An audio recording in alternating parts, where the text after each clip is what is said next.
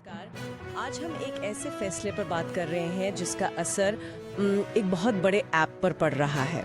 अमेरिकी house of representatives ने अपने कर्मचारियों के लिए सरकारी फ़ोन और डिवाइस पर व्हाट्सएप के इस्तेमाल पर रोक लगा दी है। हमारे पास जो जानकारी है वो इसी प्रतिबंध और इसके पीछे की जो साइबर सुरक्षा चिंताएं हैं उस पर आधारित है। तो आज कोशिश करेंगे समझने की कि ये फैसला क्यों हुआ और इसके मायने क्या हो सकते हैं। तो सबसे सीधी बात तो ये है, मतलब अमेरिकी कांग्रेस के जो कर्मचारी हैं वो अब अपने काम वाले डिवाइस पर व्हाट्सएप यूज नहीं कर पाएंगे। सुनने में तो लगता है कि ठीक है, एक एडमिनिस्ट्रेटिव फैसला है, पर इसके पीछे असल वजह क्या है? हाँ, बिल्कुल। देखिए, इस रोक का जो मुख्य कारण बताया जा रहा है वो है साइबर सुरक्षा और डेटा प्राइवेसी से जुड़ी चिंताएं। मतलब आसान भाषा में कहें तो डर ये है कि कहीं सरकारी बातचीत या कोई संवेदनशील जानकारी लीक ना हो जाए या उसका गलत इस्तेमाल ना हो। और ये सिर्फ ऐप पर नहीं है, मतलब व्हाट्सएप का जो वेब वर्जन है उस पर भी ये रोक लागू है।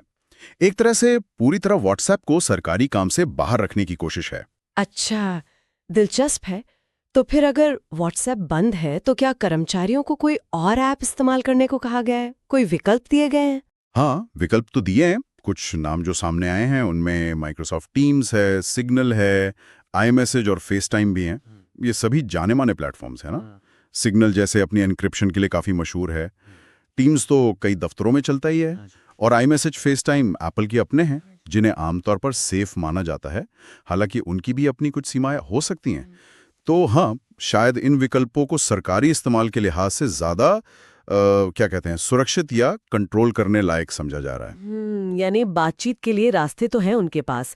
लेकिन मेरा सवाल ये है कि व्हाट्सएप जैसी इतनी पॉपुलर ऐप पर, और वो भी अमेरिका जैसे बड़े बाजार में, इस तरह की पाबंदी का क्या असर पड़ेगा खुद व्हाट्सएप पर या उसकी पेरेंट कंपनी मेटा पर? हाँ, ये एक बहुत अहम सवाल है। देखिए, अमेरिका तो मेटा का अपना घर है ना?